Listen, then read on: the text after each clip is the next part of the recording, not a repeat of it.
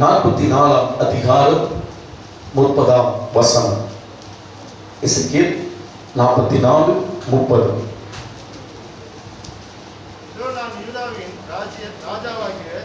எசேக்கியேல் 44:30. சகலவித முதற் கனிகளில் எல்லா முந்தின பலனும் நீங்கள் காணிக்கையாய் செலுத்தும் எவ்விதமான பொருட்களும் ஆசாரியனுடையதாய் இருப்பதாக.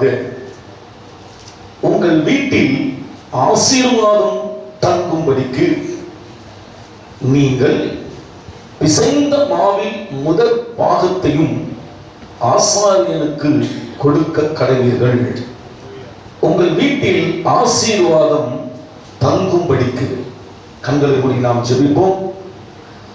நல்ல பிதாவே, எங்களை நீர் ஆண்டவரே நேசிக்கிறீர்.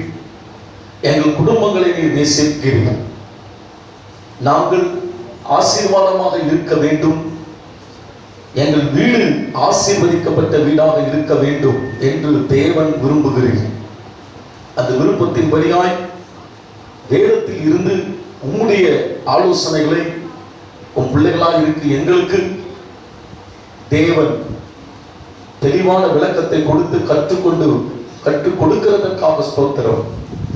இன்றைக்கும் நம்முடைய வசனத்தின் மூலம் எங்களுக்கு நீர் உணர்த்த வேண்டிய காரியங்களை உணர்த்தி உம்முடைய ஆசீர்வாதம் எங்கள் வீட்டில் தங்கும்படிக்கு நாங்கள் என்ன செய்ய நீர் விரும்புகிறீர், நாங்கள் எப்படிப்பட்ட ஒரு வாழ்க்கை வாழ வேண்டும் இந்த பூமியிலே என்று நீர் விரும்புகிறீர் என்பதை உம்முடைய விருப்பத்தை எங்களுக்கு வசனத்தில் இருந்து காண்பித்து எங்களுக்கு கிருபை தாரும். இந்த செய்திக்கு எதிராக செயல்படுகிற எல்லா சாத்தானின் கிரியைகளை இயேசுவின் அதிகாரமுள்ள நாமத்திலே கட்டி போடுகிறோம். கர்த்தர் பேசுவீராக. இயேசுவின் நாமத்தில் ஜெபிக்கிறோம் பிதாவே. ஆமென், ஆமென். எல்லாரும் ஆமென் சொல்லலாமா? ஆமென். கடந்த வாரத்திலே உங்கள் வீட்டில் ஆசீர்வாதம் தங்க அல்லது ஆசீர்வாதமான வீடு என்ற தலைப்பில் கர்த்தருடைய வார்த்தையை நாம் பார்த்தோம். ஒரு வீட்டிலே தேவனுடைய ஆசீர்வாதம் தங்க வேண்டும் என்றால் போன வாரத்தில் நாம் பார்த்த ஒரு காரியம், நம்முடைய வீடுகளில் இருக்கிற புளித்த மாவை நாம் அப்புறப்படுத்த வேண்டும் என்று நாம் பார்த்தோம். அந்த புளித்த மாவு என்பது புதிய ஏற்பாட்டிலே துர்க்குணம், பொல்லாப்பு என்கிறதான குணங்களை கொண்டது. நம்முடைய வாழ்க்கையிலே ஒரு கள்ளக்கபடி இல்லாத ஒரு தேவ பிள்ளைகளாக நாம் இருக்கும்போது தேவன் நம் வீட்டிலே ஆசீர்வாதத்தை கட்டளையிடுகிறார். அல்லேலூயா. ஆண்டவருக்கு ஸ்தோத்திரம். கடந்த வாரத்தில் அதை நாம் பார்த்தோம். ஆண்டவருக்கு மகிமை உண்டாகட்டும். இந்த வாரத்திலும் அதே தொடர்ச்சியை நாம் பார்க்க போகிறோம். உங்கள் வீட்டில் ஆசீர்வாதம் தங்க இரண்டாவது நாம் செய்ய வேண்டிய காரியம், வசனம் இங்கே போடும்பொழுது உங்கள் வீட்டில் ஆசீர்வாதம் தங்கும்படி எசேக்கியேல் 44:30 நீங்கள் என்று ஆண்டவர் சொல்லுகிறார். அந்த நீங்கள் என்கிற வார்த்தை மிக முக்கியம். அப்போ தேவன் என்றைக்குமே நம்மளை ஆசீர்வதிக்கிறது தான் பிரியும். ஆனா அந்த ஆசீர்வாதத்தை பெற்றுக்கொள்ள நீங்கள் ஆயத்தம் உள்ளவர்களாக இருக்கணும். நீங்கள் உங்களை ப்ரிப்பேர் பண்ணிக்கொள்ளணும். நீங்கள் மாற வேண்டிய விஷயத்துல மாறணும். நீங்கள் செய்ய வேண்டிய காரியங்களை செய்யணும்.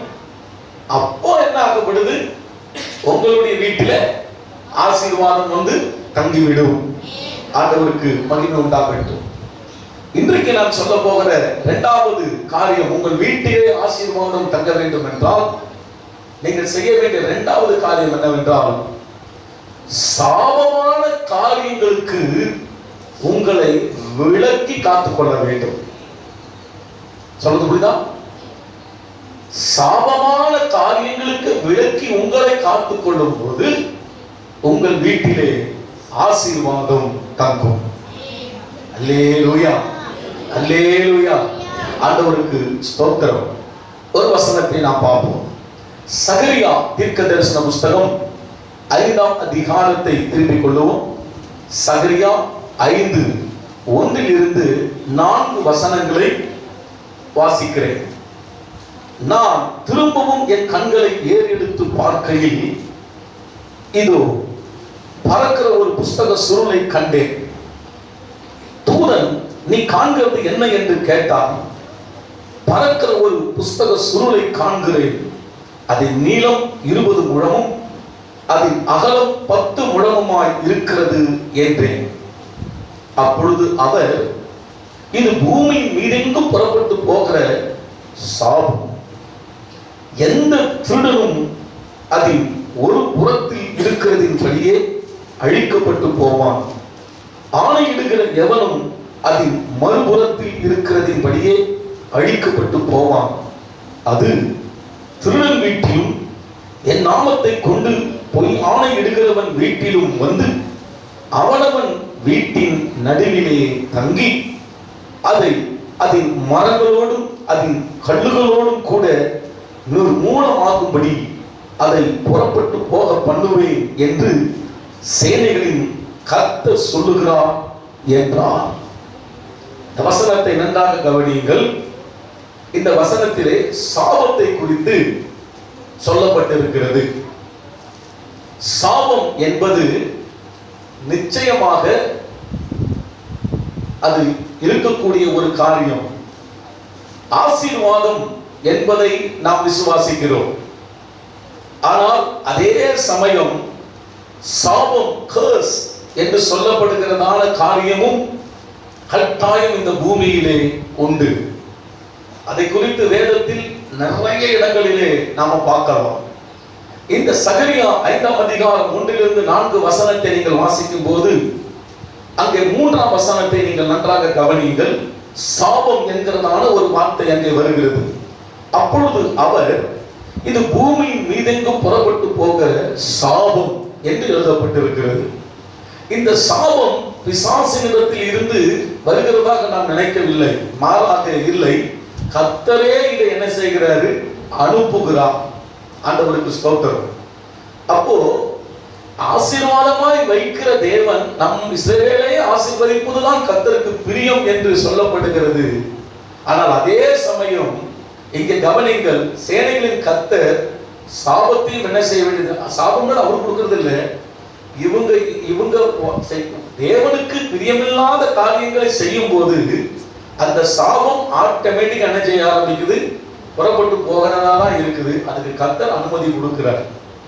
சொல்றது உங்களுக்கு புரியுதுங்களா? அப்போ சாபம் என்கிற ஒரு வார்த்தை இங்கு உண்டாகிறது. அப்போ ஆசீர்வாத வீட்டில் தங்கணும்னா ஃபர்ஸ்ட் ஆஃப் ஆல் முதலாவது நீங்கள் சாபமான காரியங்கள் எது என்பதை அறிந்து அந்த சாபத்துக்கு உங்களை விலக்கி நீங்கள் உங்களை காத்துக் கொள்ளும் போது அப்பொழுது உங்கள் வீட்டிலே என்ன செய்யும்?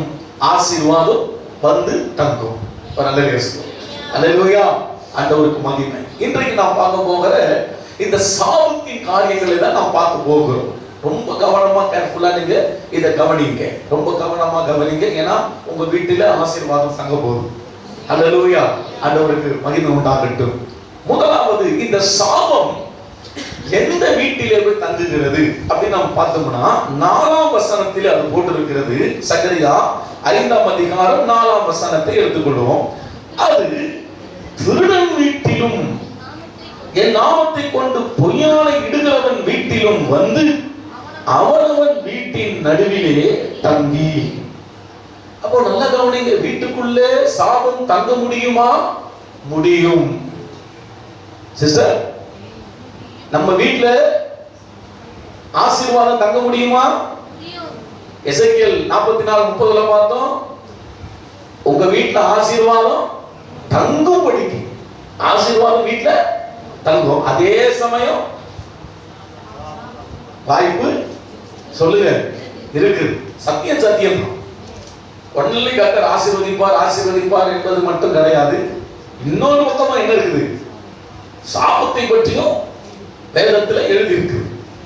அப்ப நம்ம என்ன செய்யணும்? சாபத்தின் காரியங்கள் எது என்பதை அறிந்து அதற்கு நீங்கள் என்ன செய்யணும்? விலக்கி கொள்ளும் போது உங்கள் வீட்டிலே ஆசீர்வாதம் தங்கும். உங்களை சபிக்கணும் என்பது ஆண்டவர் நோக்கம் அல்ல. ஆனால் சாபமான காரியங்களுக்குள் நீங்கள் இறங்கிவிடக் கூடாது விடக்கூடாது என்பதுதான் ஆண்டவரின் நோக்கம். அதுதான் ஆண்டவர் உங்களை ஆசீர்வதிக்கிறதுக்கு அது தடையாக இருப்பது என்பதுதான் தேவன் என்ன செய்யறார், நம்ம மேல அக்கறையோடு இன்றைக்கு பேசுகிறார். ஆண்டவருக்கு ஸ்தோத்திரம். அதனால இந்த சாபம் எங்கே யார் வீட்டிலே தங்கி விடுகிறது என்பதை நாம் சத்தியத்தை ஆராய்ந்து பார்க்கும்போது 4ஆம் வசனம் சொல்லுகிறது, அது திருடன் வீட்டிலே தங்கி விடுகிறது. 2 காரியங்களை சொல்றார். ஒன்னு, திருடன் வீட்டிலும், 2வது என் நாமத்தை கொண்டு பொய் சத்தியம் செய்கிறவனுடைய வீட்டிலும் அந்த சாபம் தங்கி விடுகிறது என்று எழுதப்பட்டிருக்கிறது. அப்போ கர்த்தருடைய பிள்ளைகளா இருக்கிற நீங்கள் திருடு என்கிறதான, திருடன் என்கிறதான, திருடி என்கிறதான அந்த பொல்லாத அந்த செயலுக்கு நாம் நம்ம என்ன செய்ய வேண்டியது இருக்குது, விலக்கி உங்களை காத்து கொள்ள வேண்டியதா இருக்கிறது. இதற்கு நீங்கள் விலக்கி நீங்க உங்களை காத்துக்கொள்ளவில்லை என்று சொன்னால் ஆசீர்வாதத்துக்கு பதிலாக சாபம் வீட்டிலே தங்கிவிடும். நான் சொல்லவில்லை, தேவனுடைய சத்திய வார்த்தை இதை சொல்லுகிறது. அல்லேலூயா. ஆண்டவருக்கு மகிமை உண்டாகட்டும். ஆண்டவருக்கு ஸ்தோத்திரம். சரி, நீங்கள் கேட்கலாம், என்ன பாஸ்டர், ஒரு திருட ஒரு காரியம் போய் சாபமாக மாறிவிடுமா, அதுல என்ன ஒரு பெரிய ஒரு தவறு இருக்குது அப்படின்னு நீங்க கேட்கலாம். ஆமா, அதிலே தவறு இருக்கிறது. ஒரு வசனத்தை படிப்போம். நியாயாதிபதிகளின் புஸ்தகம் 17ஆம் அதிகாரம் 1ஆம் வசனம் 2ஆம் வசனத்தை வாசிக்க கேட்போம். நியாயாதிபதிகள் 17ஆம் அதிகாரம் 1ஆம் வசனம் 2ஆம் வசனம் நானே படிக்கிறேன். எப்ராயிம் மலை தேசத்தானாகிய மீகா என்னும் பெயர் உள்ள ஒரு மனுஷன் இருந்தான். அவன் தன் தாயை நோக்கி, உன்னிடத்தில் இருந்த 1100 வெள்ளிக்காசு களவு போயிற்றே, அதை குறித்து என் காதுகள் கேட்க நீ சாபமிட்டாயே, அந்த பணம் இதோ என்னிடத்தில் இருக்கிறது, அதை எடுத்தவன் நான் தான் என்றான்.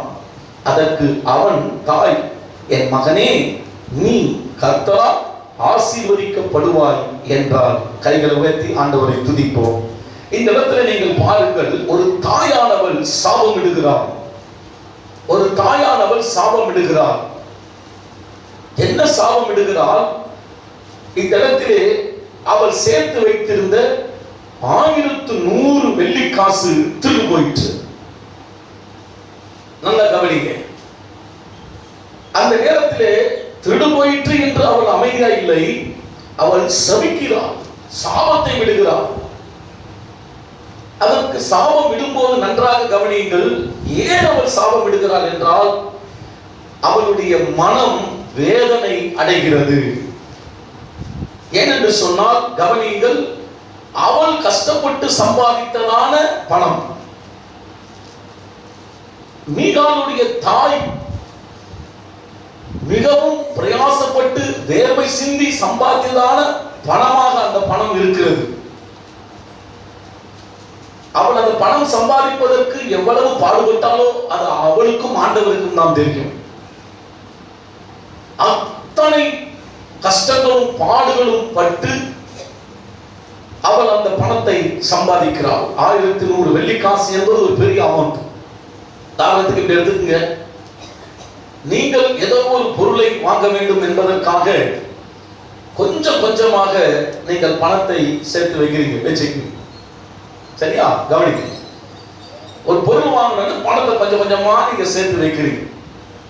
அப்போ அந்த பணத்தை யாரோ ஒருவர் திருடி கொண்டு போய்விட்டார்கள் என்றால் உங்களுடைய மனநிலை எப்படி இருக்கும்? நல்ல ஒரு அமௌண்ட் சேர்த்துட்டீங்க, லம்பா ஒரு 1,00,000 ரூபாய் சேர்த்துட்டீங்கன்னு வச்சுக்கோங்களேன். ஆனா திடீர்னு நீங்க அந்த இடத்துல பார்க்கும்போது அந்த பணம் இல்லை, யாரோ திருடி கொண்டு போய் விட்டார்கள் என்று சொன்னால் அந்த சம்பவம் அப்படின்னா உங்கள் மனது எந்த அளவுக்கு பாதிக்கும், உங்களுடைய நிலைமை எப்படி இருக்கும் யோசிச்சு பாருங்க. கட்டாயமாக மனம் வேதனைப்பட ஆரம்பித்து விடும். உங்களுடைய உள்ளம் மிகவும் கவலைப்பட ஆரம்பித்து விடும். புரியுதா? பதறி விடுகிறதான காரியங்கள் அனுபவித்து விடும், வந்துவிடும். அப்படிதான் அந்த மீகாள் அவ்வளவு கஷ்டப்பட்டு சம்பாதித்து வைத்த அந்த பணத்தை என்ன செய்யப்பட்டிருக்குதுன்னா களவு போடப்பட்டிருக்கு, திருடிட்டான். அப்படி திருடின போது நல்லா கவனிங்க, அவ அந்த மன வேதனை அடையும் போது அவ என்ன செய்யறான்? சாபத்தை விடுறான். புரியுதுங்களா? சாபத்தை விடுறான். நல்ல கவனம் தேவ பிள்ளைகளே, கவனிக்கணும்.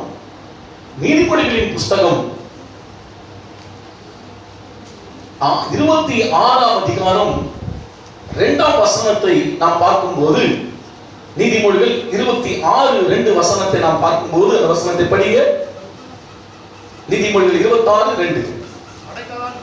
அடைக்கலான் குருவி அலைந்து போகிறது போலும், தகைவலான் குருவி கடந்து போவதை போலும், காரணம் இல்லாமல் விட்ட சாபம் தங்காது. லிசன், கவனிங்க. இங்க வசனத்தில் ஆண்டவர் அழகாக எழுதி வைத்திருக்கிறார். காரணம் இல்லாமல் ஒருவர் சபிக்கிறார்கள் என்றால் நீங்கள் பயப்பட வேண்டிய அவசியம் கிடையாது. அல்லேலூயா.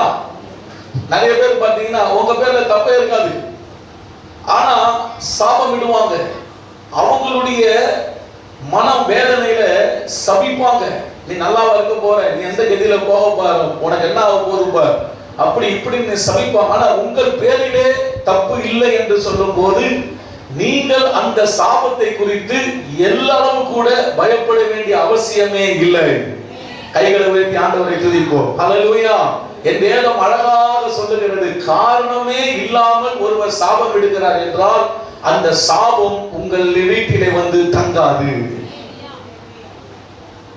இன்னொரு பக்கம் பார்த்தா பார்க்கணும், காரணம் இல்லாம விட்ட சாபம் தங்காது. அப்ப காரணத்தோட ஒரு சாபம் விட்டா சொல்லுங்க.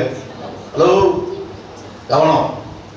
காரணத்தோடு ஒரு சாபம், காரணம் இருக்குது, அந்த தவறை இவங்க செஞ்சு இருக்கிறாங்க, அது உண்மை. எனக்கு ஒரு பெரிய ஒரு ஏமாற்றம், ஒரு பெரிய ஒரு மனவேதனையை உண்டாக்கி இருக்கிறார்கள், என்னுடையதை திருடி கொண்டு போய்விட்டார்கள் என்று அந்த ஒரு மனவேதனையோடு கூட ஒருவர் சாபம் இடுவார்களே, ஆனால் அந்த சாபம் கட்டாயமாக வீட்டிலே வந்து என்ன செஞ்சிடும்? அங்கி விடும். சத்திய வார்த்தை. அந்த ஒரு ஸ்தோத்திரம். புரியுதுங்களா? அதனால்தான் தேவனுடைய பிள்ளைகள் சாபமான காரியங்களுக்கு நீங்க என்ன செய்யணும்? விலகிடணும். புரியுதா? ஏன்னா திருடு என்பது, திருடன் என்று சொல்லும் போது பிறருடைய உழைப்பு, பிறருடைய கஷ்டம், பிறருடைய பிரயாசம், அந்த பிரயாசம் எல்லாம் இன்னைக்கு ஒரு நிமிஷத்துல சுலபமா என்ன பண்ணியாச்சு? தனக்கு என்று திருடி கொள்ளும் போது அந்த மனவேதனை நம்மை பிடித்து விடும். சொல்றது புரியுதா? புரியுதா உங்களுக்கு? அந்த மனவேதனை தான் சாபமா முடிஞ்சு. அந்த நேரத்தில் அவங்க பதவி சொல்லுகிற அந்த வார்த்தை சாபமாக முடிந்து விடும். அதான் நம்ம சபையில வர பிள்ளைங்க எல்லாரும் ஆசீர்வாதமா இருக்கணும். ஆமென். நீங்க ரொம்ப கவனமா இருக்கணும். அடுத்தவங்களுக்கு ஏதாவது ஒரு திருடு காரியமோ, சின்ன காரியமோ, பெரிய காரியமோ எதுலையும் என்ன செய்யாதீங்க, ஈடுபற்றாதீங்க. புரியுதா? மனம் பதறி அவங்க காரணத்தோடு, காரணம் இருக்குதுன்னா சொல்லிட்டா அது என்ன செய்ய ஆரம்பிக்கும்? அது பலிக்க ஆரம்பித்து விடும். அப்போ இஸ்ரவேலின் தேவனாகிய கர்த்தரை ஆராதிக்கிற கர்த்தருடைய பிள்ளைகளை ஆசீர்வதிப்பதுதான் பிரியம் என்று சொல்லுகிற தேவன், காரணம் சாபம் இருப்பதினாலே அதை தேவன் கூட தடுக்க முடியாது. சொல்றது உங்களுக்கு புரியுதா? ஆண்டவர் சொல், தேவன் கூட என்ன செய்ய முடியாது? தடுக்க முடியாது. எனக்கு தெரிந்து என்னுடைய சொந்தத்திலே நான் இதை பார்த்திருக்கிறேன். ஒரு நாள் என்னுடைய சகோதரியினுடைய நெருங்கின உறவினர் அவர்களை குறித்து அக்கா போன் போட்டு, நீ கட்டாயம் இந்த சாவுக்கு வரணும், டெத்துக்கு வரணும், நம்ம சொந்தக்காரங்க தான். அப்ப நான் சொன்னேன், யார் இறந்துட்டா கேட்ட போது என் சகோதரி சொன்ன ஒரு காரியம் எனக்கு ரொம்ப பயங்கரத்தை கொண்டு வந்தது. அந்த மாதிரி செய்தி நான் அவ்வளவு கேட்டதில்லை. என்ன சொன்னாங்கன்னா, தகப்பன் மாரடைப்பில் போகும் வழியிலே இறந்து விட்டார். அந்த ஆம்புலன்ஸில் மகனும் தாயும் இருக்கிறார்கள். தகப்பன் போகும் வழியில இறந்து விட்டதாலே மகன் தெளிவாக கண்டுபிடித்து விட்டான், நீ டாக்டரிடம் போக வேண்டியது வேண்டாம், அப்பா இறந்துட்டாரு என்று சொல்லி வேனை அப்படி திருப்புங்க அப்படின்னு ஆம்புலன்ஸ் திருப்புகிற நேரத்தில் ஒரு அரசு பஸ் ஸ்பீடா வந்து திரும்பவும் வேலையில் அந்த ஆம்புலன்ஸ் மோதி அது அப்படியே கவுத்து போட்டுச்சு. நடந்த காரியம், மரித்த சரளமாக தகப்பன் அந்த ஆக்சிடென்ட் நடந்ததால அந்த இடத்திலேயே அந்த தகப்பனுடைய அன்பு மகனும் ரத்த வெள்ளத்துல மரிச்சார். அவருடைய அன்பு மனைவியும் ரத்த வெள்ளத்தில் துடித்து மரித்து போனாங்க. அந்த ஆம்புலன்ஸ் டிரைவரும் மரித்தார். இந்த மரித்த அந்த ஒரே மகன் அந்த மகனுக்கு அவன் மனைவி 5வது மாசம், கல்யாணம் இப்பதான் புதுசு. இவ்வளவு பெரிய இன்சிடென்ட்.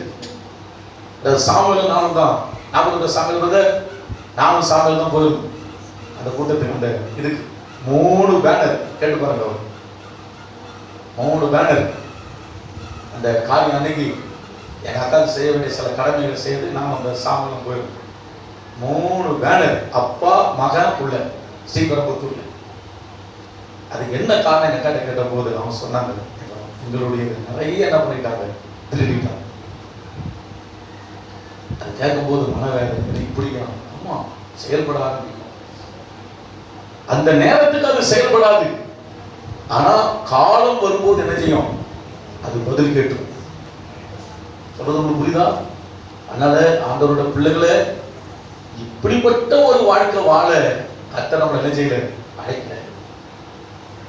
கை வைத்து ஆண்டவர் துதி. ஆமா, ஆதங்கத்துல ஏதோ அப்படின்னு நம்ம செஞ்சிடக்கூடாது, வாழ்ந்துடக்கூடாது. புரியுதா? நீங்க நல்லா பாருங்க, பெரிய பெரிய அரசியல்வாதிகள்லாம் பாருங்களேன், கேட்க கொள்ள யாரும் இல்லைன்னு என்ன பண்ணுவாங்க, பெரிய காரியத்தெல்லாம் பண்ணுவாங்க. ஆனா முடிவுல எல்லாம் பாத்தீங்கன்னா அவங்க பிள்ளைங்க எல்லாம் பயங்கரமான விபத்துல சாவும். அது இருக்கீங்களா? பயங்கர விபத்துல சாவாங்க, எல்லாம் இருப்பாங்க. தீர்வு பார்த்தா ஏதாவது ஒரு பெரிய மேட்டர் நடந்துடும்.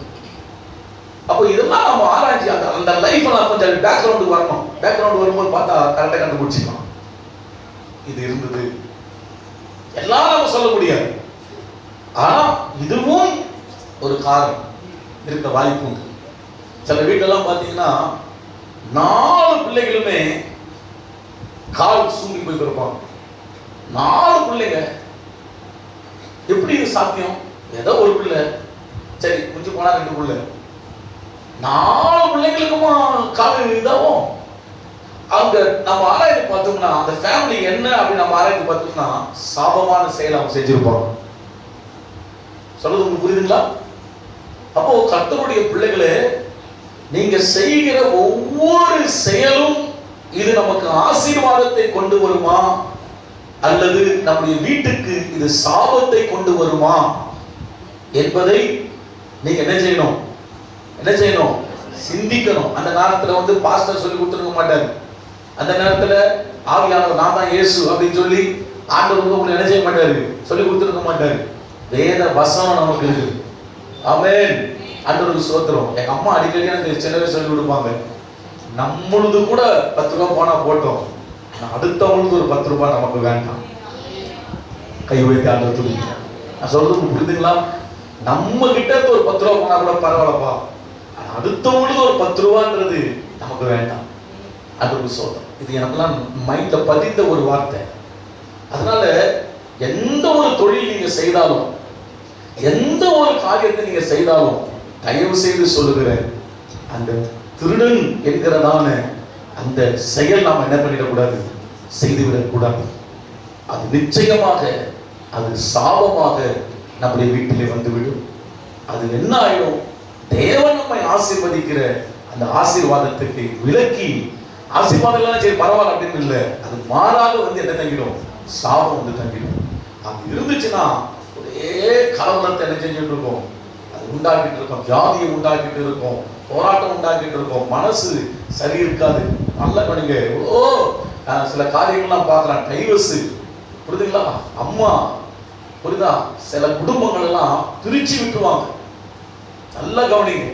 தாய் என்ன செய்யும், நிறைய பிள்ளைகளுடைய குடும்பத்தை கணவன் மனைவி எல்லாம் பிரிச்சு நம்ம ஆலோசனை கொடுத்து பிரிச்சு விட்டுரும். அவங்க கூட நீ வாழ்ற, தனியா வாழ்ந்து பாரு, அப்பதான் அவனுக்கு தெரியும், புத்தி வரும், அப்படி இப்படினும் சொல்றது உங்களுக்கு புரியுதுங்களா? அந்த மாதிரி குடும்பங்கள் எல்லாம் பிரிச்சு விடும்போது என்ன ஆகுதுன்னா, கடைசியாக தன்னுடைய மகன் தன்னுடைய மகள் இந்த குடும்பங்கள் எல்லாம் பயங்கர வேதனைக்குள்ளாக போகிறதெல்லாம் நான் கண்கூட பார்த்திருக்கிறேன். காரணம் என்ன? காரணம் என்ன சொல்லுங்க?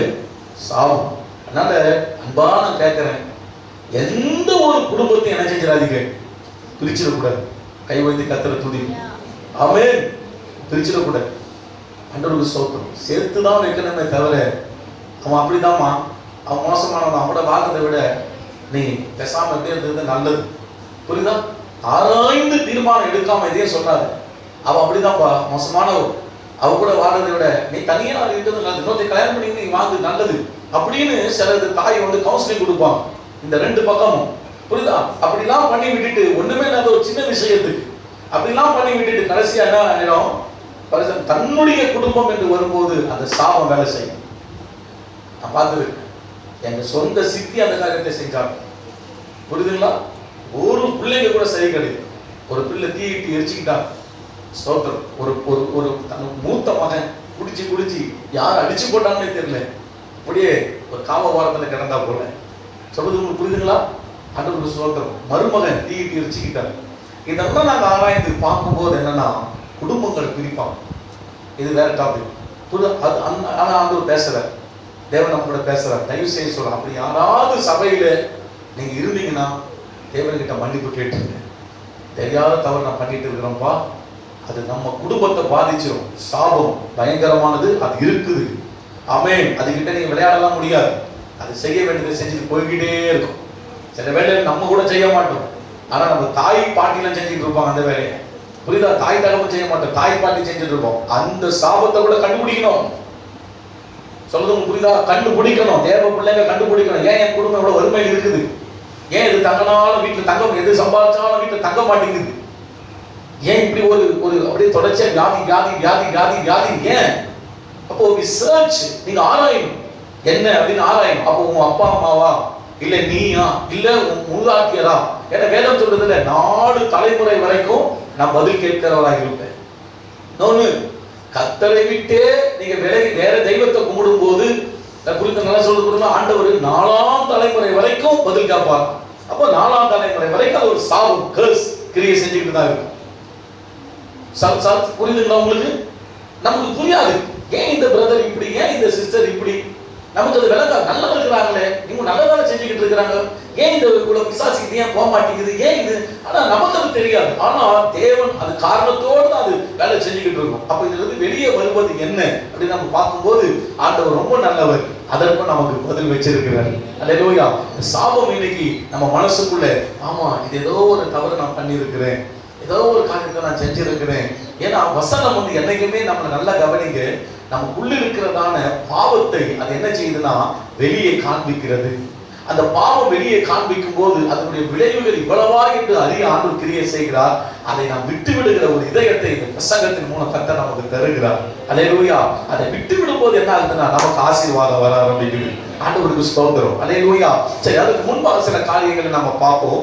வேதம் இந்த திருட்டு காரியத்தை, திருடி என்கிறதான இந்த காரியத்தை பயங்கரமாக வேதம் கண்டிக்கிறதை நாம பார்க்கிறோம். ஆண்டவருக்கு ஸ்தோத்திரம்.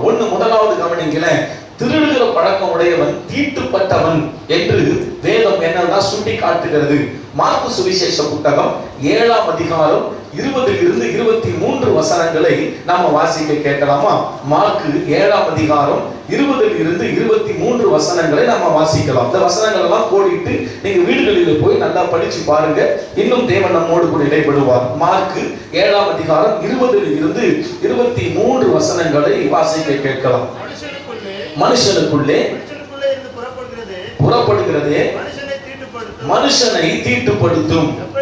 எப்படியெனில் மனுஷனுடைய இதயத்தில் இருந்து பொல்லாத சிந்தனைகளும், விபச்சாரங்களும், வேசித்தனங்களும், கொலைபாதகங்களும், களவுகளும், பொருளாசைகளும், துஷ்டத்தனங்களும், கபடும், காம விகாரமும், வன்கண்ணும், தூஷணமும், பெருமையும், மதிகேடும் புறப்பட்டு வரும் பொல்லாங்கானவைகளாகிய இவைகள் எல்லாம் உள்ளத்திலிருந்து புறப்பட்டு மனுஷனை தீட்டுப்படுத்தும் என்றார். ரட்சகர் இயேசு சொன்ன வார்த்தை இது. மனுஷனை தீட்டுப்படுத்தும். அப்போ எது மனுஷனை தீட்டுப்படுத்தும்? நிறைய காரியங்களை ஆண்டவர் சொல்லி இருக்கிறார். அதுல 22ஆம் வசனத்தில் முதல் வார்த்தையை நீங்க படிச்சு பாருங்க. என்ன போட்டிருக்குது? களவுகளும். அப்படின்னா என்னன்னா திருடுற பழக்கம். அப்போ ஒரு திருடன், திருடுற பழக்கம் உடையவன், திருடுற பழக்கம் உடைய ஒரு சகோதரி என்று இருக்கும் போது அவர்கள் தேவனுடைய பார்வையிலே தீட்டுப்பட்டவர்கள். தீட்டுப்பட்டவர்கள் என்ன அர்த்தம்? அருவருப்பானவங்க. அப்போ ஒரு திருடுகிற ஒரு சுபாவத்தை வைத்துக் கொண்டு நாம் தேவனாகிய கர்த்தரை அவன் என்ன செய்ய முடியாது. நான் மகிமையா வாழ்றேன், ஆண்டவருக்கு மகிமையா நான் இருக்கிறேன் அப்படி சொல்ல முடியாது. முதல்ல அந்த திருடுகிற பழக்கத்தை விட்டு மனம் திரும்பினாதான் ஆண்டவர் சமூகத்திலே நாம பரிசுத்தமாக்கப்பட முடியும். அப்ப தேவனுடைய பார்வையில அந்த திருடுகிற பழக்கம் உள்ளவர்களை யார் என்று வேதம் நமக்கு காட்டுகிறது என்றால், கர்த்தருடைய பார்வையிலே அவர்கள் தீட்டுப்பட்டவர்கள், அருவருப்பானவர்கள். ஸ்தோத்திரம். அல்லேலூயா, அல்லேலூயா. ஆமா, அதனால இந்த பாருங்க, பிள்ளைங்க எல்லாம் ஏதாவது திருடி வீட்டுக்கு கொண்டு வந்துச்சுன்னா அந்த பழக்கம் ஏதோ ஒரு விளையாட்டு நினைச்சுக்காதீங்க. அது ரொம்ப பயங்கரமான பழக்கம். ஸ்தோத்திரம். ஆமென். ஆண்டவருக்கு மகிமை உண்டாகட்டும். ஸ்தோத்திரம். சர்ச்சை கூட நம்ம ஏதாச்சும் கொடுக்கிறோம்னா நல்ல கவனிங்க, சுத்தமான பொருளா இருக்கணும். ஆமென். எங்கேயோ இருந்தது நாம திருடி கொண்டு வந்து சர்ச்சைக்கு கொடுக்குறேன்னு சொல்லிடக்கூடாது. ஆண்டவருக்கு ஸ்தோத்திரம். அதெல்லாம் என்ன செய்யக்கூடாது, ஏற்றுக்கொள்ளப்பட முடியாது. ஆண்டவருக்கு அது தேவையில்லை. ஆமென். ஆண்டவருக்கு ஸ்தோத்திரம். வீட்டிலையும் சரி, எங்கேயோ திருடி கொண்டு வந்து பொருளை வீட்டுக்குள்ள நிரப்பக்கூடாது. ஆண்டவருக்கு ஸ்தோத்திரம். ஆண்டவருடைய பார்வையில என்னது? தீட்டுள்ள ஒரு மனிதனாக நீ மாறி விடுகிறாய், தீட்டுள்ள ஒரு மனுஷியாக நீ மாறி விடுகிறாய். மிகுந்த கவனம். ஆமென். சாபம் கிரியை செய்து விடும். இரண்டாவதாக, திருடுகிற பழக்கம் உடையவர்களை தேவன் என்ன பண்றாருன்னா, தேவனுடைய ராஜ்யத்துல அவங்களுக்கு இடமே கிடையாது. இது ரொம்ப பயங்கரம் இல்ல? என்னது? தேவனுடைய பரலோக ராஜ்யத்துல பரலோகம் போயிடுவான் எல்லா கிறிஸ்தவர்களும் போயிட முடியாது. நல்லா கவனிச்சுக்கங்க. திருடுகிற பழக்கம் உடைய ஒரு சகோதரன், திருடுகிற பழக்கம் உள்ள ஒரு கிறிஸ்தவ பெண் மகள் என்று சொல்லும் போது அவங்களுக்கு தேவனுடைய ராஜ்யத்தில் இடமே கிடையாது. இடம் கிடையாது. பரலோகத்தில் நாம போனால் கூட ஆண்டவர் சொல்வாரு, உங்களுக்கு இந்த இடத்துல இடம் கிடையாது. ஏன் ஆண்டவரே? திருடுகிற ஒரு பழக்கம் உடையவன் நீ, திருடுகிற ஒரு பழக்கம் உடையவள் நீ என்று ஆண்டவர் நம்மை சுட்டி காட்டும் போது அந்த இடத்துல நமக்கு இடம் கிடையாது. 1 கொரிந்தியரின் புஸ்தகம் 6ஆம் அதிகாரத்தை திருப்பிக் கொள்ளுங்கள். 1 கொரிந்தியர் 6ஆம் அதிகாரம் 9ஆம் வசனம் 10ஆம் வசனத்தை படிக்கும்படி கேட்கிறேன். 1 கொரிந்தியர் 6ஆம் அதிகாரம் 9, 10. அநியாயக்காரர் தேவனுடைய ராஜ்யத்தை சுதந்தரிப்பதில்லை என்று அறிவீர்களா? வஞ்சிக்கப்படாதீர்கள். தேசி மார்க்கத்தாலும் விக்கிரக ஆராதனைக்காரரும் விபச்சாரக்காரரும் சுயபுணர்ச்சிக்காரரும் ஆண் புணர்ச்சிக்காரரும் திருடரும் பொருளாசைக்காரரும் வெறியரும் உதாசீனரும் கொள்ளைக்காரரும் தேவனுடைய ராஜ்யத்தை சுதந்தரிப்பது இல்லை. லிசன், கவனிங்க. தேவனுடைய ராஜ்யத்தை சுதந்தரிப்பது இல்லை அப்படின்னா என்ன? பரலோக ராஜ்யம். அதை அவங்க என்ன செய்ய முடியாதுன்னா பெற்றுக்கொள்ள முடியாது. யாரு பெற்றுக்கொள்ள முடியாதுன்னா 10ஆம் வசனத்தை முதல் வார்த்தையில பாருங்க. திருடருக்கு என்ன செய்ய முடியாது? தேவனுடைய ராஜ்யத்தை சுதந்தரிப்பது இல்லை. அப்போ தேவனுடைய ராஜ்யத்துக்கு என்ன செய்ய முடியாது? இவங்க அந்த இடத்துல இடமே கிடையாது. சுதந்தரிப்பது இல்லைன்னு சொன்னா அந்த இடத்துக்கு போகவே முடியாது. அப்போ ஒரு திருடு, சாபமான இந்த திருடு என்கிறதான அந்த காரியம் பயங்கரமானது. அதை விளையாட்டுத்தனமா என்ன செஞ்சிடாதீங்க, எடுத்துக்கொள்ளாதீங்க. அது வீட்டிலே சாபமாக தங்குவது மட்டுமல்ல, அது தேவனுடைய பார்வையில அருவருப்பு. அது தேவனுடைய ராஜ்யத்துக்குள்ளேயே நம்மை கொண்டு செல்ல முடியாத ஒரு செயலாக இந்த திருடு என்கிறதான அந்த பொல்லாத பாவத்தை குறித்து வேதம் பயங்கரமாக கண்டிக்கிறது. பழைய ஏற்பாட்டின் படி நம்ம பார்க்கும்போது இந்த திருடுகிற பழக்கம் உடையவர்கள் 3வது நீங்க பாத்தீங்கன்னா கொலை பழிக்கு என்ன செய்யறாங்க? அவங்களை கொலை செஞ்சே போடணும்னு ஆண்டவர் என்ன செய்யறாரு? கட்டளையிட்டு இருக்கிறார். உபாகமத்தின் புஸ்தகம் 24ஆம் அதிகாரம் 7ஆம் வசனத்தை வாசிக்க கேட்கலாம். உபாகமம் 24 7ஆம் வசனம். உபாகமம் 24 7. தன் சகோதரனாகிய இஸ்ரவேலின் புத்திரரில் ஒருவன் ஒருவனை திருடி ஒருவனை திருடி அதனால்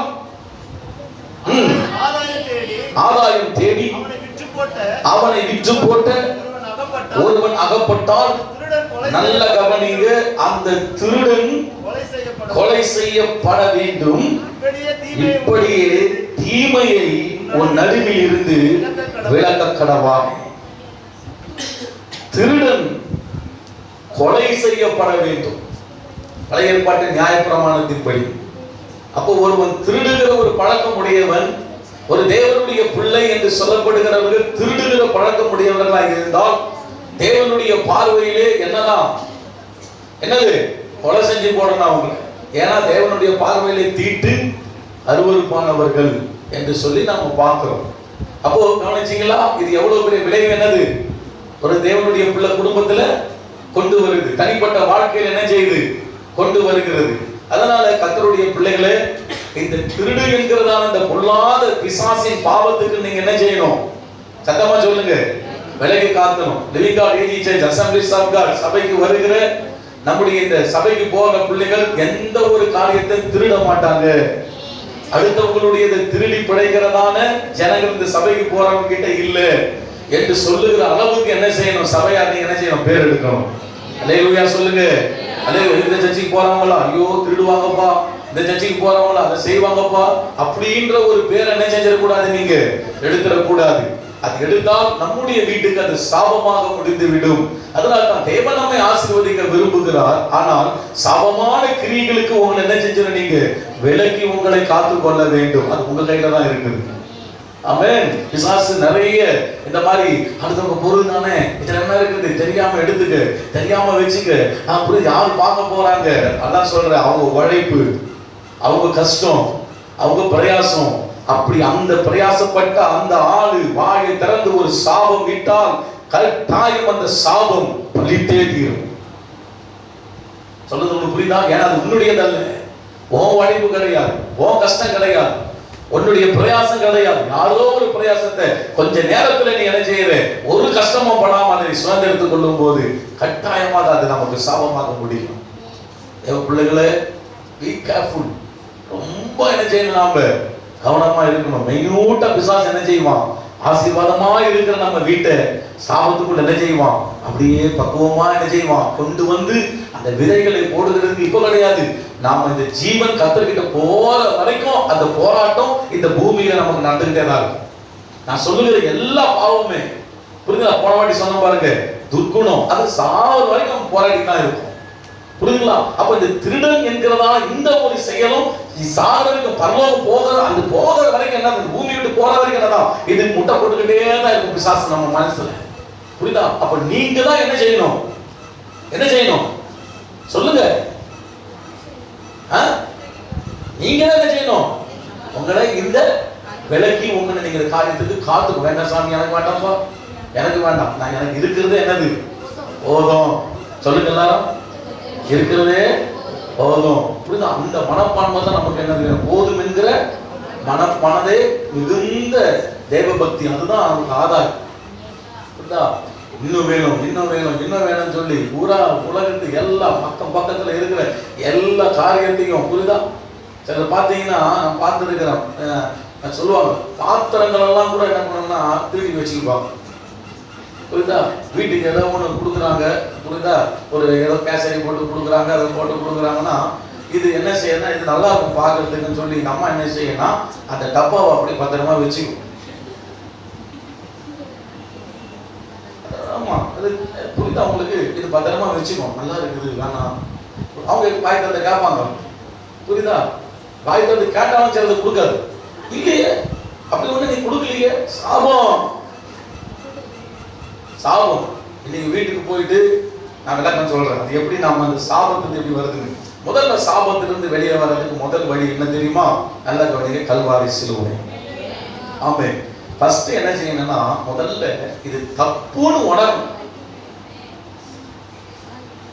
வசனத்தை கேட்டுட்டீங்க, இதை நீங்க எப்படி எடுத்துக்கலாம்னா, இது தவறு இல்லை, 1000% கேட்டாலும் இது ஒன்றும் பெரிய விஷயம் இல்லைன்னு எடுத்துக்க முடியும். புரியுதுங்களா? ஆவியானவர் அப்படியே மனசெல்லாம் கிழிச்சு உள்ள புரிஞ்சுக்கிட்டு செயல்பட்டா போதும். ஆனா இது ஒன்றும் பெரிய விஷயம் இல்லை. நான் ஆகும்போது சொல்றது சொல்லிட்டு தான் இருப்பார், சம்பாஷம் தெரியாதா, புரியுதா, இப்படி எடுத்துக்குப்பாங்க. அப்போ இவங்களை நம்ம ஒண்ணுமே பண்ண முடியாது, ஆண்டு ஒண்ணும் பண்ண முடியாது. ஆனா ஒரு கூட்டம் இருக்கு, என்ன செய்யணும், மனம் திரும்புற கூட்டம். ஆமா, இது இவ்வளவு விளைவா இருக்குதா, ஐயோ தவறு செய்ய இடம் யாரும் கிடையாது பூமியில, புரியுதா. ஆனா சத்தியம் வரும்போது என்ன செய்யணும்னா நம்மை மாற்றிக்கொள்ள வேண்டும். நம்முடைய மனம் மறுரூபமாக்க நம்ம ஒப்பு கொடுத்தோம் சத்தியத்துக்கு இதுவரையும். ஆனா இனிமேல் சொல்றது புரியுதா, இனிமேல் செய்ய மாட்டேன். அப்போ இதுவரையும் நீங்க செஞ்சு இருந்தீங்கன்னா அப்ப உடனே அதை குறித்த ஒரு ஃபீலிங்ஸ் நமக்குள்ள உண்டாக ஆண்டு திரும்பி தருவாரா, ஒரு பெரிய துக்கத்தை நமக்குள்ளாக ஆண்டவர் உண்டாக்குவாரா. அந்த அந்த ஒரு செயல் எவ்வளோ பெரிய துக்கத்தை எனக்கு அச்சா, இதையா நான் செஞ்சேன், இதுவா என் வாழ்க்கையில் இருந்து, திட்டுப்பழக்கமா என் வாழ்க்கையில் இருந்தது, ஐயோ இவ்வளவு ஒரு தவறு நான் செஞ்சுட்டு இருக்கிறேன், இவ்வளவு நாளா செஞ்சுட்டேனே என்கிறதான் அந்த அந்த அந்த மாதிரியான ஒரு பாவத்தை உணர்த்துகிற ஒரு மனநிலை ஆண்டவர் நமக்கு கொடுத்தா கொடுக்கணும். ஸ்தோத்திரம். அப்படி அந்த மனநிலை வரும்போது நீங்க என்ன செய்யணும், முதலாவதாக மனம் திரும்ப வேண்டும். அந்த மனநிலை இனி நமக்கு வேண்டாம் அந்த தவறு, இனி அந்த பாவம் நமக்கு வேண்டாம், இனி அடுத்தவங்களுடைய திருட்டு காரியம், அடுத்தவங்களுடைய திருடுகிற அந்த காரியம் நமக்கு இனி வேண்டாம் அப்படின்னு நீங்க வரைக்கும் பாத்தீங்களா, அப்பவே சாபம் உங்க வீட்டை விட்டு விலக ஆரம்பிக்குது. அந்த குணம் வராத வரைக்கும் விலகாது. அந்த குணம் வருது பாத்தீங்களா, அப்பவே என்ன ஆக ஆரம்பிக்குது, ஸ்டார்டிங் ஆக ஆரம்பிக்குது, விலக ஆரம்பிக்குது. சாபம் என்ன செய்யுது, உங்க வீட்டை விட்டு அப்படியே விலக ஆரம்பிக்குது. முதல்ல என்ன வரணும், மனம் திரும்பி. பேதுரு சொல்றாரு பாத்தீங்களா, பாவ மன்னிப்புக்கென்று மனம் திரும்பி. அப்போ சர்ச்சில் பிரசங்கத்தை கேட்கும் போது கர்த்தர் நம்முடைய பாவத்தை குறித்து உணர்த்தும் போது நாம் என்ன செய்யணும்னா கேட்டுட்டு போகிற கூட்டம் கிடையாது, மனம் திரும்புகிற கூட்டமாக இருக்கணும். ரிப்பன்ட், மனம் திரும்பணும். ஐயோ இப்படியா, மனம் திரும்பிக்கிற ஆண்டவரே. அப்படி மனம் திரும்பும் போது என்ன ஆகுதுன்னா கர்த்தர் உங்களை பிளஸ் பண்ண ஆரம்பிக்கிறார். மனம் திரும்புறது மட்டும் அல்ல, அந்த பாவம் செய்வதற்கான ஒவ்வொரு பாவத்திற்கான தண்டனை இருக்குது இல்லையா. சொல்லுங்க, தண்டனை பார்க்கும்போது திட்டு, பரலோக ராஜ்யத்துக்குமே போக முடியாது, இதுதான் தண்டனை. புரியுதுங்களா, கொலை செஞ்சு போகணும் தண்டனை. அப்ப இந்த தண்டனையை என்ன செய்தார்னா கிறிஸ்து சிலுவையிலே சுமந்து கொண்டார், சிலுவையிலே ஏற்றுக்கொண்டார். இதுதான் வழி, புரியுதுங்களா. அப்ப உண்மையா மனம் திரும்பி இந்த தண்டனை ஏமல், இந்த சாபம் என்கிறதான தண்டனை, புரியுதா. கல்வாரி சிலுவையிலே இயேசு கவனிங்க முள்முடி சுமந்தார். அந்த முள்முடி எதை குறிக்குது தெரியுமா, சாபத்தை குறிக்குது. சாபம். ஏன்னா எனக்கு நிறைய பேர் தெரியாம என்ன பண்ணிடுறாங்க, அநேகருடைய திருடி என்ன பண்றாங்க, காரியத்தை செய்வதனாலே அது சாபமாக முடிவதனால அந்த ஜனத்துக்கு எப்படித்தான் வழி, அப்ப எப்படிதான் இது பிரயாசித்தோம், எப்படித்தான் ஒரு விடுதலை, அந்த விடுதலை இயேசு காரணம். அதை உணர்ந்தவராகத்தான் அந்த முள்முடி என்ன செய்தார், இயேசு சிலுவையிலே சுமந்தார். அந்த சிலுவையில் இருக்கிற அவருடைய தலையில் இருக்கிற அந்த முள்முடி எதை குறிக்குதுன்னா உன்னுடைய சாபம் தான் அந்த முள்முடி. புரியுதுங்களா, முள்ளு சாபத்தை குறிக்குது. அப்போ அந்த சாபமாகி அந்த முள்முடியை எனக்காக தான் சிலுவையிலே சுமந்த அந்த தண்டனையை நீ ஏற்றுக்கொண்டீ ஆண்டவரே, அங்கே எனக்கான பிராயச்சித்தம் அந்த இடத்துல இருக்கிறது. அதனால் தேவனே மனம் திரும்பி விடுகிறேன். மனம் திரும்பினது மட்டுமல்ல, அந்த தண்டனையை நீ ஏற்றுக்கொண்டீர் என்று நான் விசுவாசிக்கிறேன் சொல்லும் போதே நல்லா கவனிங்க, பிசாசு உன் வீட்டில இருந்து நடுக்க ஆரம்பிப்பான். ஹலோ, இருக்கிறீங்களா? ஆமா, பிசாசு அந்த வீட்டுல இருக்கும், சாபமாகிய பிசாசு அந்த வீட்டுல இருக்கும். அப்போ நடுங்க ஆரம்பிக்கிறது. நீ ஆண்டவருக்குள்ள நீ மனம் திரும்பி நல்ல கவனிங்க, வேதம் சொல்லுகிறது திருடுகிறவன் நீ திருடாமல்.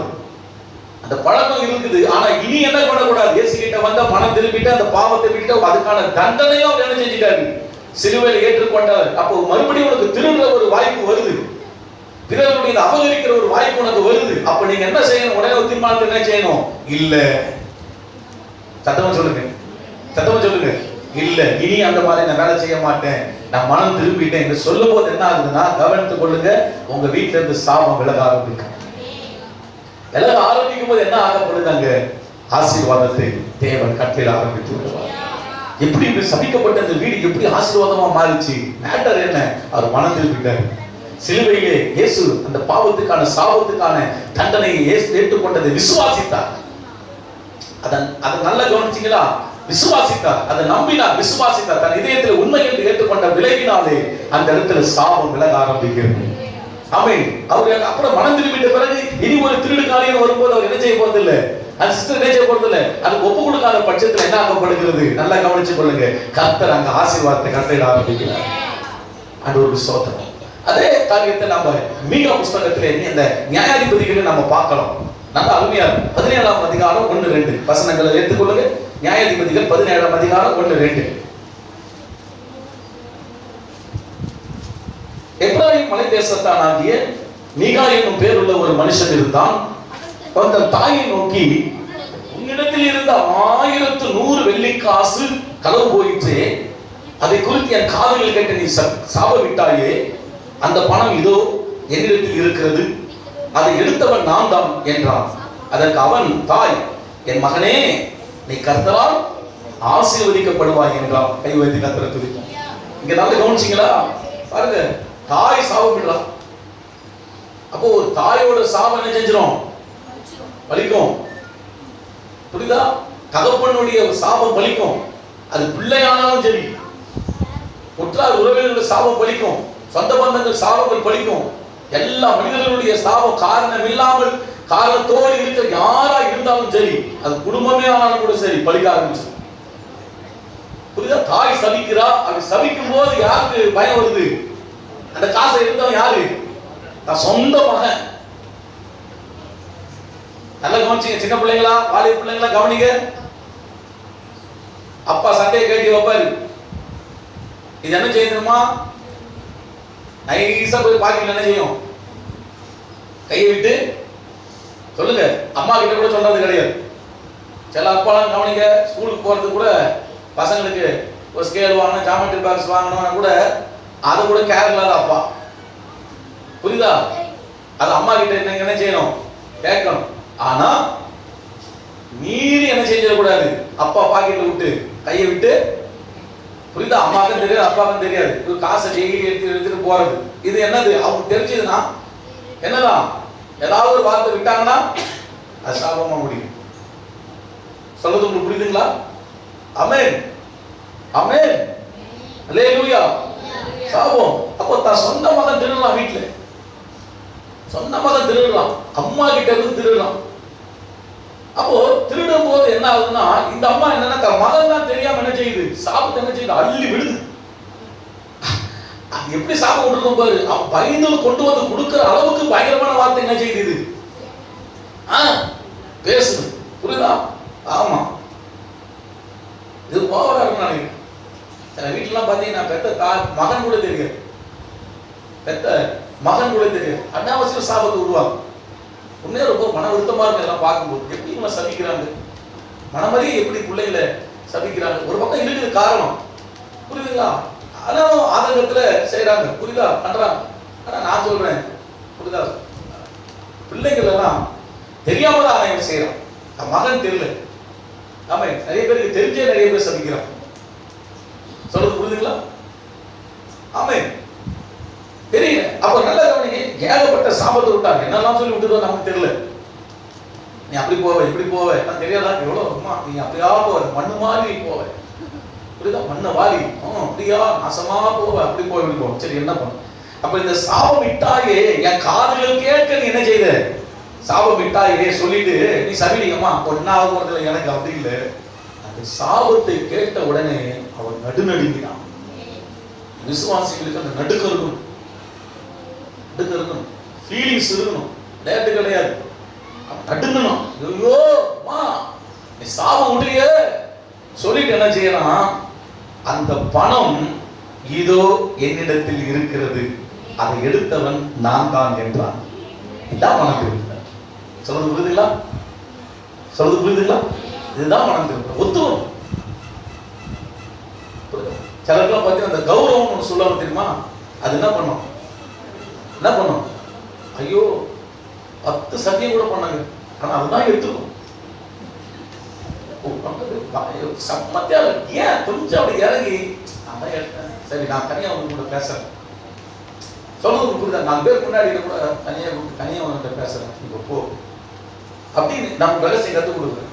4 பேர் முன்னாடி நான் தான் எடுத்தேன், நீங்க சொல்றது கொஞ்சம் கூச்சமா இருந்தாங்க, ஏன்னா சுயமரியாதை இடத்துல போயிடல.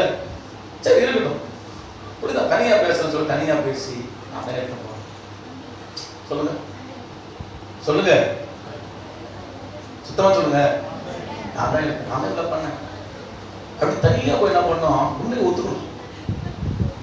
சொல்லுங்க. சில பக்கம் அந்த கோயில சத்தியம் வை, இந்த கோயில சத்தியம் வை, எட்டுருக்கும் இதுதான் ஒத்துக்க. ஏன்னா அந்த சுய கௌரவம் எங்களால நம்மளை பத்தி தெரிஞ்சிட போகுது, எங்களால நம்மளை பத்தி இதை பண்ற போகுதுன்னா என் பிள்ளை மேல சத்தியம், அது மேல சத்தியம், இது மேல சத்தியம், எல்லாரும் பாவம் அதே கேனமா நிற்கும். அவங்க பையன் இவன் சத்தியமா சொல்ற நான் எடுக்கல, இவன் சத்தியமா சொல்ற நான் எடுக்கல, ஆனா இதுதான் புரியுதா? அப்போ நல்லா கவனிக்க, இது விளைவுலாம் என்னது இன்னைக்கு ஜனங்க தெரியாம இருக்கிறாங்க. அதனால்தான் இயேசு அழகா சொன்னார், வானத்தின் பேரை சத்தியம் பண்ணாது இருக்கு. தேவன் ஏன் விளையாட்டா? சில சொல்லுவாங்க, அப்பா தெரிஞ்சுக்கிட்டு வரா போர் யாரு சூரிய மலை, அதெல்லாம் எங்க படிக்காது. சில சொல்லுவாங்க வானத்தை சர்வ அளவு பாக்குறாரு பாரு, அவர் முன்னாடி இருந்து தான் சொல்றேன், எப்பா அம்மா வேண்டாம் சாமி வேண்டாம், விளையாட்டுல அந்த வார்த்தைலாம் அந்த பைபிள் மேல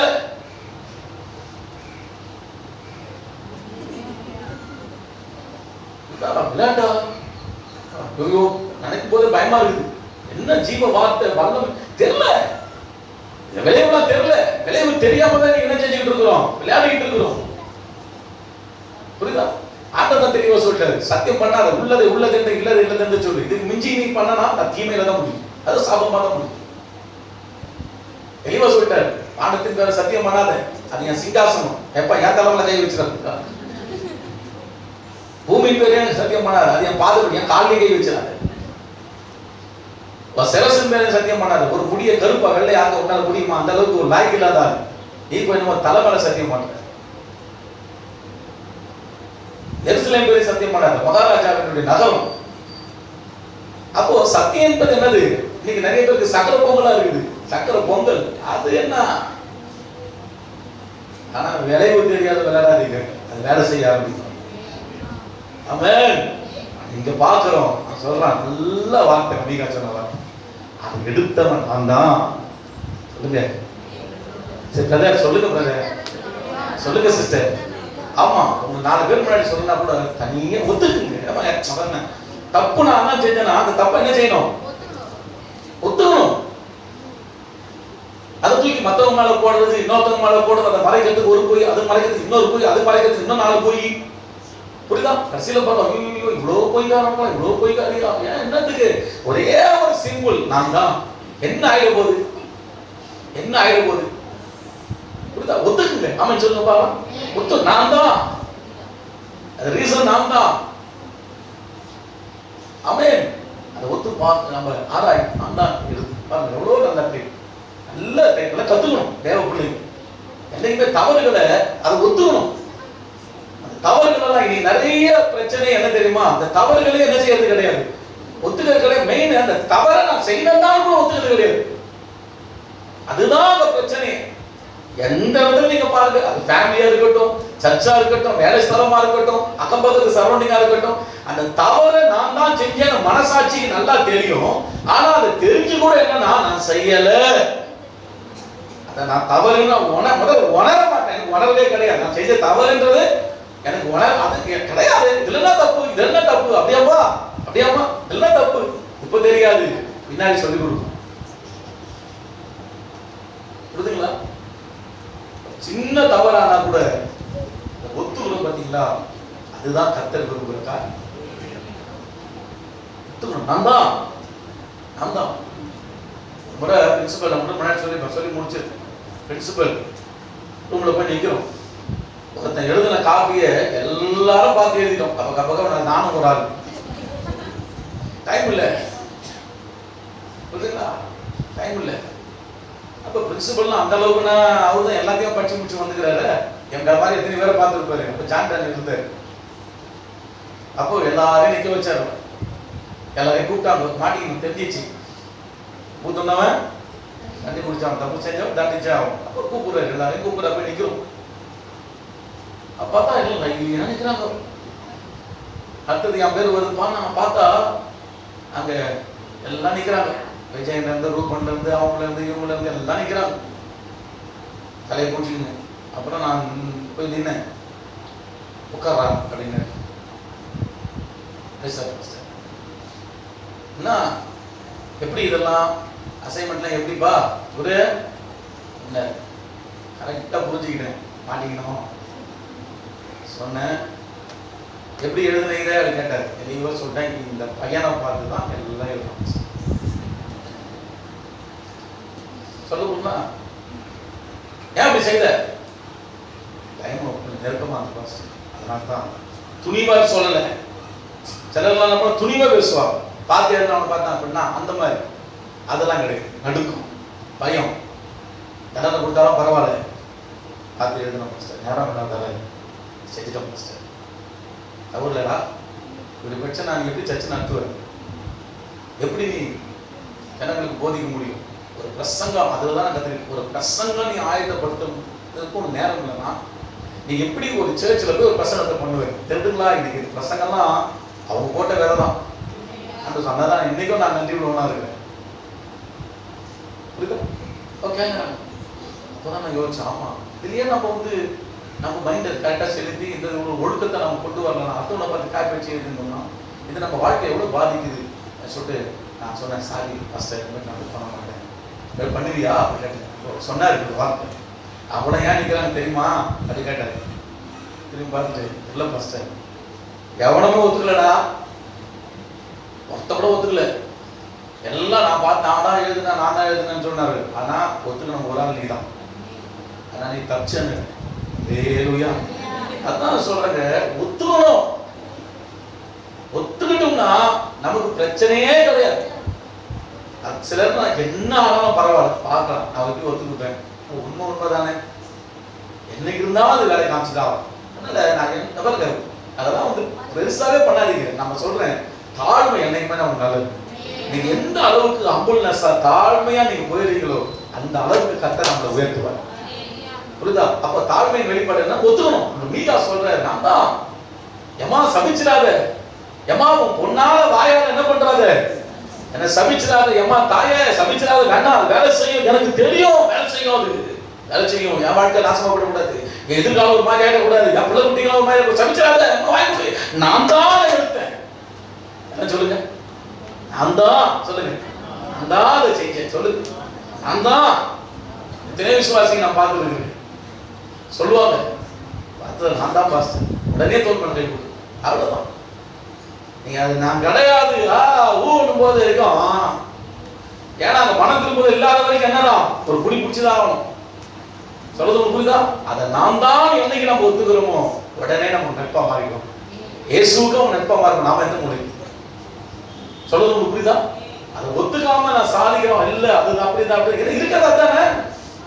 புரியுதா? ஒத்துக்கணும். என்னைக்குமே நினைச்சேன் பிலீவர்ஸ் சொல்லுங்க, அது எந்த இடமானாலும் சரி, உன் பேர் உனக்கு சுயமரியாதை கீழே இறங்கினாலும் சரி, என்ன செய்? மனசாட்சி இல்ல, மனசாட்சி இருக்குது இல்ல, அது எல்லாருக்கும் இருக்குதா? இருக்குதா இல்லையா? இருக்குது. சோ பேசுறது இல்ல, அன்றைக்கு ஒத்துக்கிட்டு ஆமா நான் தான் அதே ஒத்துக்கிட்டு பாருங்க. அந்த நேரமே பிரசன்ஸ் இறங்க ஆரம்பிக்கும், சாபம் விலக ஆரம்பிக்கும். ஆமென். அந்த சொன்னால தேவ பிள்ளைகளா இருக்கிற நாம் நாளிலே ஆசீர்வாதம் வீட்டிலே தங்கும்படிக்கு சாபமான இந்த திருடின் காரியத்துக்கு நாம் என்ன செய்யணும்? விலகி காத்துக்கணும். எல்லாம் எழுந்திருப்போமா? எல்லாம் எழுதி கண்களை மூடும்.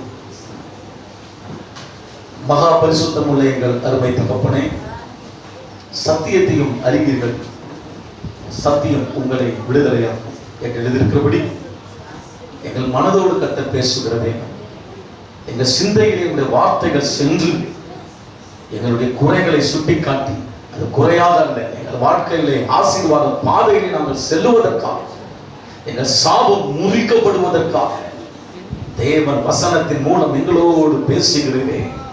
உமக்கு ஸ்தோத்திரங்கள் அப்பா, ஸ்தோத்திரம். எல்லா கரங்களை உயர்த்தி மனசாட்சியிலே குத்தப்பட்டவர்களாக, மனசாட்சியிலே உணர்த்தப்பட்டவர்களாக இந்த நேரத்தில் நாம் இருப்போமானால் ஒருபோதும், அதாவது அந்த வருத்தம் இருக்கணும், தேவன் நம்மை தண்டித்து விடுவார் என்று நினைக்காதீங்க. தேவன் நம்மை தண்டிக்கிற தேவன் அல்ல, மாறாக நம்மை ஆசீர்வதிக்கிறது. ஆண்டவர் நம்மளுக்கு விரும்புகிற காரியம் என்ன? மீகாவை போல நான் தான் அதை எடுத்தது என்று அவர் ஒத்துக்கொண்டது போல இந்த நேரத்திலுமாய் எல்லா கண்களும் மூடி ஆண்டவர் முகத்தை நோக்கி பார்த்து ஆண்டவரை ஒப்பு கொடுக்கு. சின்ன பிள்ளைங்களாலும் சரி, எல்லாம் கண்ண மூடி, ஆண்டவரே நான் தான், ஆண்டவரே நான் தான். மனம் திரும்பும் போது முக்கால் எடுபட்டு போகும் என்பது போல மனம் திரும்பும் போது சாபம் நம் குடும்பத்தை விட்டு, நம்மை விட்டு, நம்முடைய பிள்ளைகளை விட்டு அது வெளியேறுகிறது. நம்முடைய சந்ததியை விட்டு வெளியேறுகிறது பிரதர், நம்முடைய சந்ததியை விட்டு வெளியேறுகிறது சிஸ்டர். மனம் திரும்பும் போது மனம் திரும்பும். அதுக்கு தண்டனை இருக்கு. அந்த தண்டனையை சிலுவையில் ஏற்றுக்கொண்டார் என்று விசுவாசிகள். இயேசு கிறிஸ்து தலையில் இருந்ததான முள்முடி நம்முடைய சாபம். எல்லாரும் கரங்களை உரைத்து, ஆண்டவரே மனம் திரும்புவது மட்டுமல்ல, எனக்குரிய தண்டனையை நீர் ஏற்றுக்கொண்டீரே. அந்த தண்டனையின் விளைவுதான் பிள்ளைகள் ஊனமாய் பிறப்பது, பிள்ளைகள் அப்படி இருப்பது, இப்படி இருப்பது, மரணம், பயங்கர ஆக்சிடென்ட்டுகள். இவைகள் எல்லாம் காரணம் ஒன்றும் விளங்காத காரியம். எது செய்தால் நடப்பதில்லை, வியாதிகள், போராட்டங்கள், இவைகள் எல்லாம் சாபமும் ஒரு காரணம் என்பதை சபை மறந்து விடாதீர்கள். ஆசீர்வாதமாய் இருக்க வேண்டிய குடும்பங்கள் சின்ன இச்சைகளுக்காக, சின்ன பொருட்களுக்காக, சின்ன சின்ன காரியங்களுக்காக, ஆசைகளுக்காக அவன் திருடுகிற காரியம் உண்டாகும் போது நம்முடைய வாழ்க்கையவே அது பாதித்து விடுகிறது. தீட்டுள்ளது, தேவராஜ்யத்தில் பிரவேசிக்க விடாது, கொலை செய்து போடத்தக்கதாக அப்படிப்பட்ட அந்த செயலுக்கு தண்டனையை கற்றுத் தருகிறார். சிலுவைக்கு எல்லாம் ஒப்பு கொடுத்து, சிலுவையில எல்லாம் ஆண்டவரே என் சாபத்தை ஏற்றுக்கொண்டீர், என் வாழ்க்கையில் அது முறிந்து போகட்டும். ஆவியானவர் கிரியை செய்து கொண்டிருக்கிறார். எல்லாம் ஜெபிங்க. யாரும் முறியணும், சாபம் முறியணும். மனம் திரும்பும் போதுதான் அது முறியும். இல்லாட்டி அங்கேயே வைட்டா அப்படியே தங்கிவிடும் என்று வேதம் சொல்லுகிறது. எல்லா கரங்களை வைத்தது முறித்து விடுங்க. ஆண்டவரே நான் மனம் திரும்ப விரும்புகிறேன், மனம் திரும்புகிறேன். குறிப்பிட்ட அந்த நபரிடத்தில் போய் பேசுவேன், குறிப்பிட்ட அந்த நபரிடத்தை தனிப்பட்ட விதத்தில் பேசி நான் செய்தது தவறுதான், இதை நான் ஒத்துக்கொள்ளுகிறேன் அதுக்கு என்ன சொல்யூஷன் பண்ணணுமோ, என்ன அதுக்கு தீர்வு செய்யணுமோ அதை தீர்வு செய்து எனக்கு அதன் மூலம் சுயமரியாதை கொஞ்சம் இறங்கினாலும் கூட பரவாயில்ல. ஆண்டவரே என் குடும்பத்தில் சாபம் மட்டும் தங்கிடக்கூடாது, ஆண்டவரே தங்கக்கூடாது. ஆண்டவரே அப்படிப்பட்ட மனிதர்களுக்கு முன்னா, ஒத்துக்கொள்ளப்பட்ட மனிதர்களுக்கு முன்பாக நிச்சயம் செய்யும் போது அந்த தாயே சொல்றா, நீ ஆசீர்வதிக்கப்பட்டவனப்பா, நீ ஆசீர்வதிக்கப்பட்டவனப்பா. ஆமே ஆமே. அந்த ஜனமே சொல்ல உன்னை பார்த்து, ஆமே நீ ஆசீர்வதிக்கப்பட்டவன், நீ ஆசீர்வதிக்கப்பட்டவனாக இருப்பேன்னு சொல்ல. இதுதான் கிறிஸ்தவம். ஆண்டவருக்கு ஸ்தோத்திரம். நல்ல பிதாவே, எங்களோடு நீ பேசிக்கொண்டு வருகிறீர். எங்கள் குடும்பத்தை குறித்து உமக்கு மிகுந்த அக்கறை உண்டப்பா. எங்கள் குடும்பம் எல்லாம் ஆசீர்வாதமாக இருக்க வேண்டும் என்று விரும்புகிற தேவன், அப்படியா இந்த நாளிலே எங்களுடைய வாழ்க்கையை பேசியிருக்கிறீர். இதை கவனமாக நாங்கள் கண்டு இதில் இருந்து நாங்கள் என்னெல்லாம் செய்ய வேண்டும் என்பதை கர்த்தர் பேசியிருக்கிறீர். அதன்படி எங்கள் வாழ்க்கையை செய்து எதை விட வேண்டுமோ அதை விட்டு, எதை பின்தொடர வேண்டுமோ அதை பின்தொடர்ந்து தேவ ஆசீர்வாதம் பெற்ற வீடுகளாக என் திருச்சபையில் இருக்கிற எல்லா குடும்பங்களையும் அப்படி ஆசீர்வதித்து நடத்த போகிறதற்காக கைகளை தட்டி தேவனுக்கு எல்லாரும் நன்றி சொல்லுவோம். நன்றி அப்பா, நன்றி. திருநாமம் இரட்சகர் இயேசுவின் நாமத்தினாலே ஜெபங்களை எல்லாம் ஏறெடுக்கிறோம். எங்க ஜீவனுள்ள நல்ல பிதாவே, எல்லாம் சேர்ந்து சொல்லுவோம். ஆமென் ஆமென். என் ஆத்துமாவே கர்த்தரை ஸ்தோத்திரி, என் முழு உள்ளமே பரிசுத்த நாமத்தை ஸ்தோத்திரி.